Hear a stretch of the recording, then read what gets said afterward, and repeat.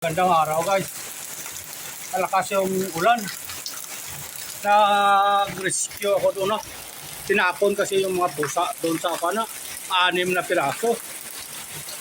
Doon nila tinapon doon sa ay pumunta dito. 6 na piraso. Ay malakas yung ulan. Malakas yung ulan Kaya ni-rescue ko. Kawawa naman.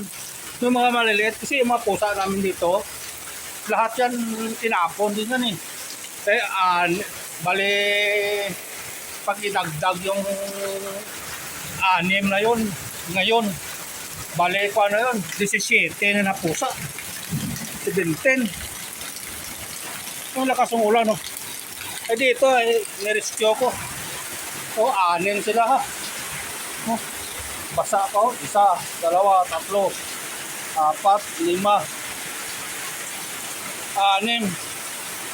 Kaya nga nilagyan ko to ng uling Lagyan natin ng uling para mainitan sila. Sa kalayuhan ko to para mainitan. Nalamigan. Kung saan to yung umulan ay sa kanila tinapon. Ayun nalamigan Kung tumakbo ay nalamigan. Lagyan natin ng apoy ito. Para sigurado. Na apoy. Sandali lang. Nilalamig Rescue.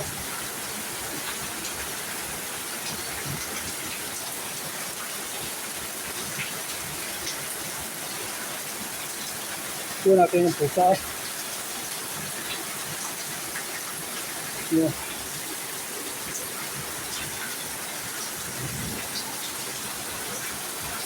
Malalamig sila. Pero tinapon. 6 na piraso yung pusa Tinapon doon yung pusa. Kawawa naman siyempre umulan, mamatay yun. Kaya nirescue ko kawawa naman. Lahat ng pusa namin dito yung tinapon din yun Kaya inalagaan namin. Yung tapos dakdakan nanganak mo na bisdak dagdagan pa yung ito. Pero dami.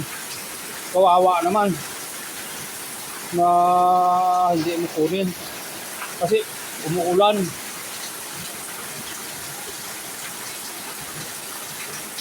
Kung saan to umulan sa kanila tinapon nalalamig 6 na piraso.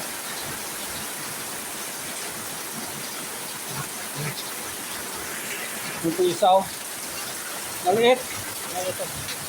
Tinapon nila.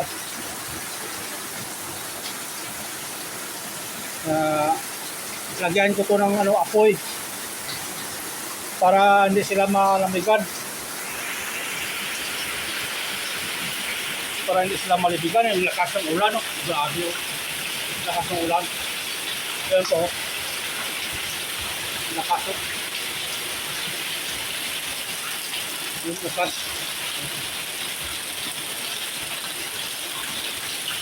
Kaya kung hindi ito malagyan ng apoy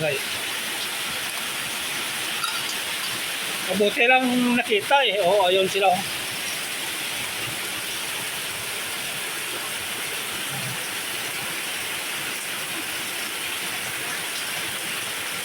parang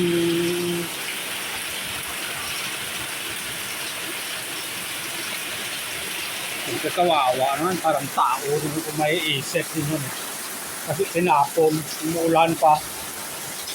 Kawawa yung mga pusa.